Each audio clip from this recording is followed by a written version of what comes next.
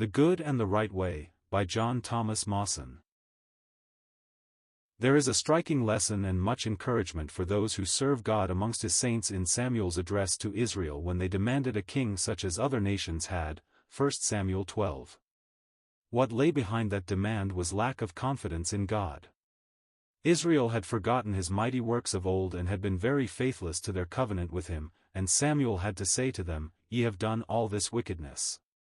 And yet he exhorted them to fear not, and the basis for this encouragement for them was that God was faithful, that he had not forgotten them or ceased to care for them.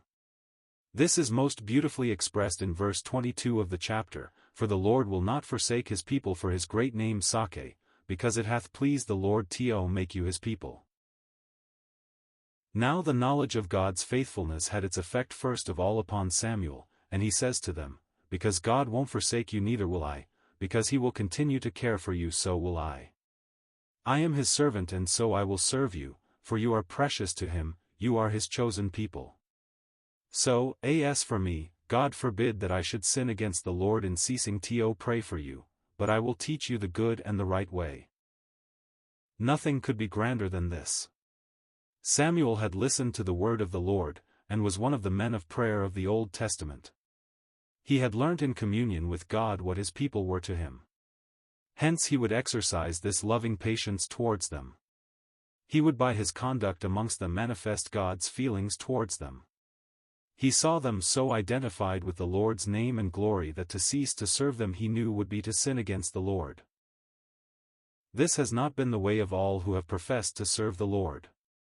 Some seemed devoted for a while, but the test came and proved that they were not thinking the Lord's thoughts about his people, nor considering his great name's sake in connection with their service towards them.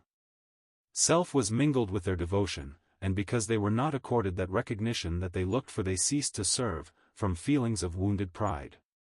Or sectarian feelings, which always spring up from the flesh, governed them, and made them think more of the prosperity of a party or a special cause than of the whole company of God's redeemed people.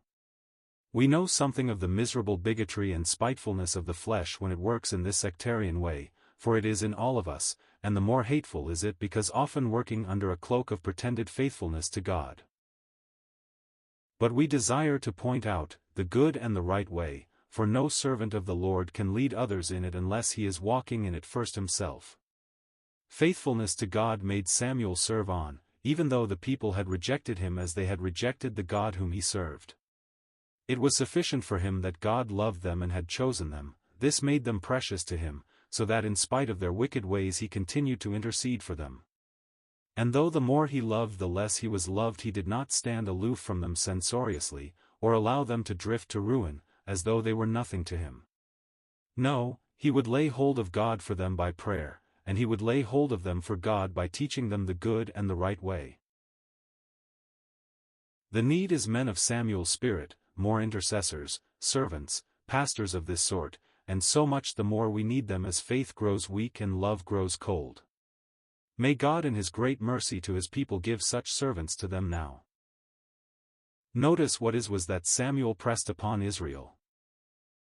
Only fear the Lord and serve him in truth with all your heart, for consider how great things he hath done for you. Let the servants of the Lord do these things themselves, discarding every other purpose and motive and way as being utterly beneath those who are called to serve the Lord, and they will find that their labor is not in vain in the Lord.